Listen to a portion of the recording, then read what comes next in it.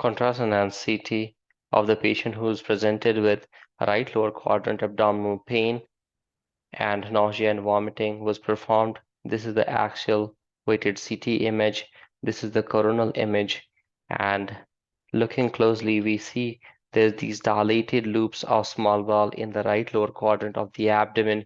There is this edema of the mesentery of these small bowel loops, and these bowel loops are fluid filled.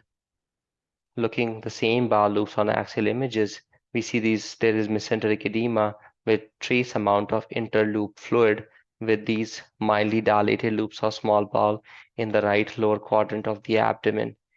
Now, if we try to identify the location of these bowel loop, this is the hepatic flexure of colon, and if we trace down inferiorly, there is the ascending colon, and going down further, tracing it down, we identify the cecum right here, and this is the ileocecal valve. Ileocecal valve is usually fatty in appearance, and once we identify the ileocecal valve, we can identify the loop of small bowel, the terminal ileum, which is right here, that extends inferiorly, and its course is right here. So these herniated loops of bowel are actually behind the ileocecal valve, behind the terminal ileum, and behind the ascending colon, extending posteriorly into the right lower quadrant of the abdomen along with their mesentery.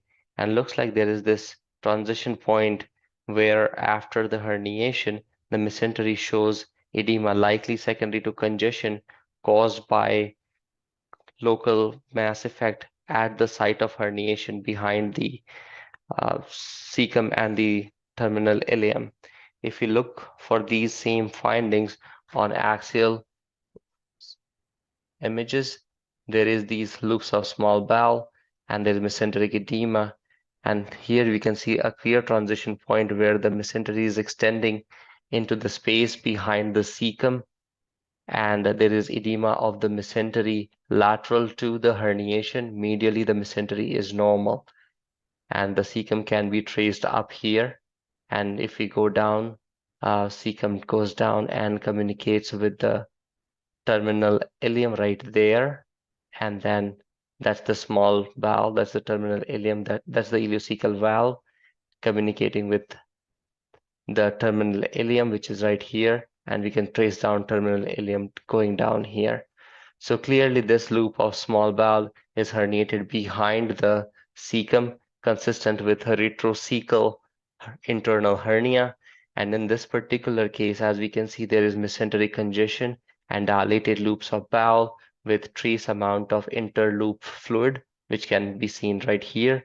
This is consistent with a obstruction, particularly this one is also representative of a closed loop obstruction. If we follow and trace down these loops of small bowel, we can identify the transition point.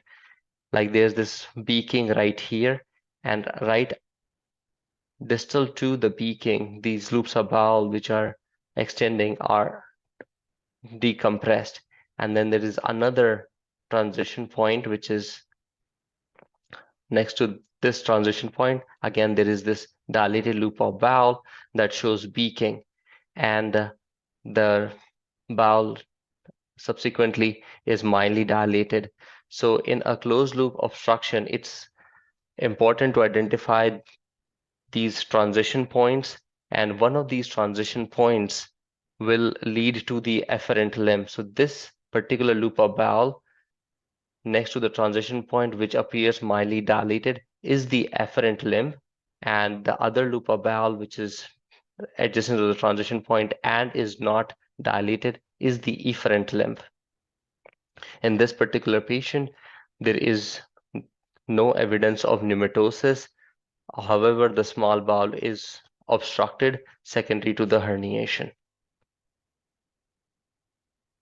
Looking at the same findings on the coronal plane here, we can see this is the small bowel loop which goes down through the defect, and there is this beaking right here that we see, and there is another transition point which is right next to this particular transition point, showing beaking right there.